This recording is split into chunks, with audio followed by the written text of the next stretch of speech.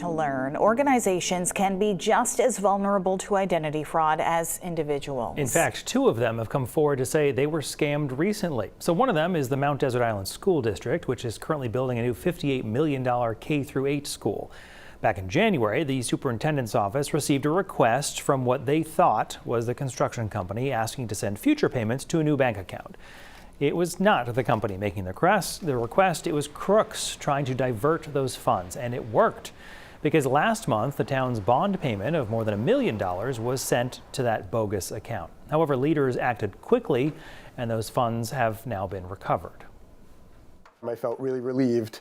It's important for me to make sure that the processes that are in place for all of our schools in ensuring that, we're making our payments to the people who we're supposed to be making them to. The district superintendent says the FBI is still investigating who's behind that scam.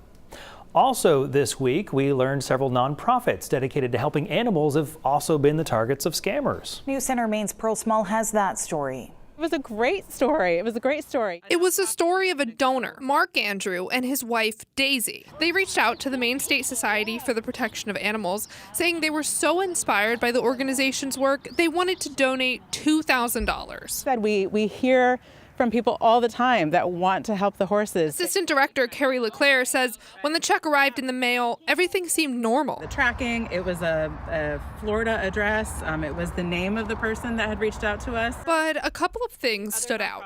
The check's logo was Oxfam, another nonprofit the donor never mentioned being associated with. The donor also overpaid, sending $3,870 instead of $2,000. Then the donor reached out, asking them to deposit the check quickly and then send them a bank receipt. It just didn't feel right. And ultimately, what sort of cracked the case for us was Google. She found out this was a common scam, and other Maine rescues, like the Animal Refuge League of Greater Portland, say they've also been targets. Spokesperson Matt Blanchard says they actually went as far to deposit the check. Our bank contacted us and said, this is a scam, you shouldn't do this. Once the victims send the receipt, the scammer reaches out saying they didn't mean to overpay and asks for the extra money back. But once that money is sent, the original check bounces. I think this is a reality for all nonprofits right now. Blanchard says they've had to invest in a lot of fraud protections because scammers are targeting organizations like theirs more and more often. Organizations that rely on donations might seem particularly vulnerable because they have a desire to keep their donors happy. LeClaire says if she hadn't noticed one too many discrepancies when the check first arrived, the MSSPA would be out nearly $2,000 right now. That's a lot of hay. That's a lot of hay. That's a lot of time with our veterinarians, a lot of time with farriers. These horses come in really rough shape, and every dollar truly counts. In Windham, Pearl Small, News Center, Maine.